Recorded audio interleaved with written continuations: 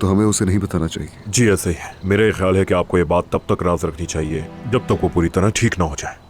आप ये बात अपने घर वालों और दोस्तों किसी को भी ना बताएं।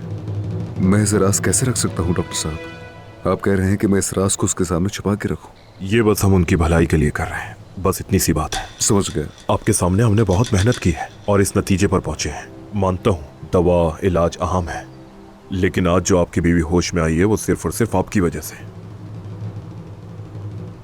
डॉक्टर साहब आइए, दरवाजे तक छोड़ देता हूं। तुम जमरुद को अकेला मत छोड़ो, उसे तुम्हारी बहुत जरूरत है। बस तुम उसके पास ही रहो। खुदा हाफिज। खुदा हाफिज। डॉक्टर साहब, हालत कैसी है उसकी? ठीक तो है ना? वो उसके बाजू, उसकी टांगें, उसके कान, नाक, उसका गला, उसकी दिमागी हालत क्या बिल्कुल ठीक है? जमरुद साहिबा ने आज हम सबको हैरान कर दिया। वो अब मजीद बेहतर होंगी, कोई मसले की बात नहीं है। पूछने का मकसद सिर्फ ये है कि उसके दिमाग को कोई नुकसान तो नहीं हुआ होगा ना?